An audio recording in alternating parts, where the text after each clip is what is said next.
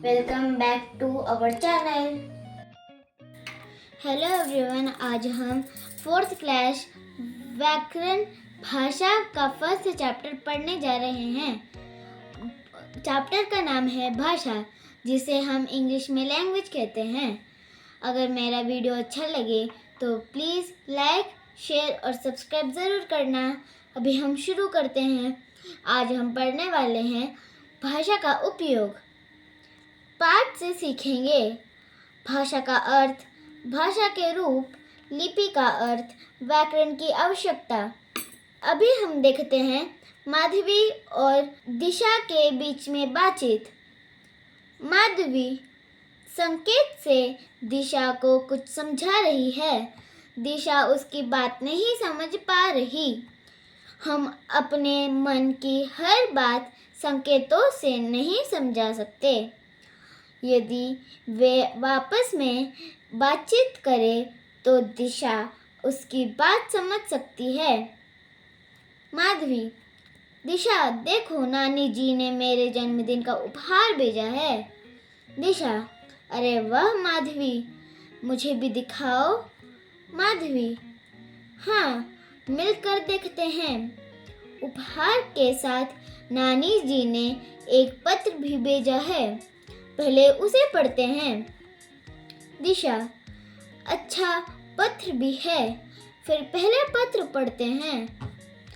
जैसे कि हमने देखा है कि माधवी और दिशा अब आपस में बातचीत कर रहे हैं, तो दिशा उसकी बात समझ पा रही है। दिशा को माधवी की बात कैसे पता चली? अगर माधवी ने बोला होगा और दिशा ने सुना होगा तो उसका आंसर रहेगा सुनकर। माधवी ने दिशा को कैसे बताया? माधवी ने बोलकर बताया, इसलिए उसका आंसर रहेगा बोलकर। दिशा ने पत्र में लिखी बात कैसे जानी? दिशा ने पत्र में लिखी हुई भाषा पढ़कर जानी, इसलिए उसका आंसर पढ़कर रहेगा। दिशा की नानी ने उसे पत्र कैसे भेजा? दिशा की नानी ने उसे लिखकर पत्र भेजा, इसलिए उसका आंसर लिखकर। इस प्रकार हम सुनकर, बोलकर, पढ़कर तथा लिखकर अपने विचार प्रकट करते हैं तथा दूसरे के विचार जानते हैं। अपने बात को एक दूसरे तक पहुंचाने के लिए हम जिस साधन को अपनाते हैं उसे भाषा कहते हैं। अगर हम बोल सकते हैं तो उसे भाषा कहते हैं। भाषा के रूप। भाषा के दो रूप होते हैं, एक है मौखिक भाषा और दूसरा है लिखित भाषा। मौखिक भाषा का उपयोग होता है। मौखिक का अर्थ है मुख से निकली हुई भाषा।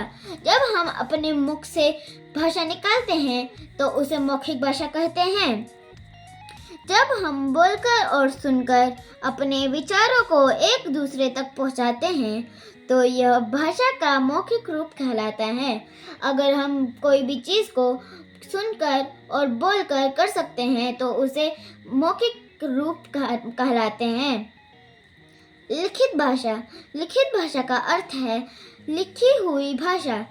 जब हम लिखकर और पढ़कर अपने विचार एक दूसरे तक पहुंचाते हैं तो यह भाषा का लिखित रूप कहलाता है।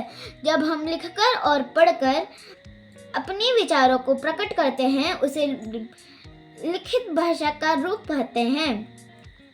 संसार में अलग अलग भाषाएं बोली और लिखी जाती हैं, जैसे चीन में चीनी, जापान की जापानी आदि। भारत में भी अनेक भाषाएं बोली जाती हैं। हिंदी भारत की राज्य भाषा है। कुछ भारतीय भाषाएं हैं। राज्य भाषा। पंजाब में पंजाबी, गुजरात में गुजराती, राजस्थान में राजस्थानी, केरल में मलयालम, कश्मीर में कश्मीरी, महाराष्ट्र में मराठी, आंध्र प्रदेश में तेलुगु, तमिलनाडु में तमिल, असम में असमी, उत्तर प्रदेश में हिंदी, कर्नाटक में कन्नड़, मणिपुर में मणिपुरी बोली जाती हैं। आज का वीडियो यही समाप्त होता है। अगला पार्ट हम अगले वीडियो में करेंगे। अभी के लिए धन्यवाद।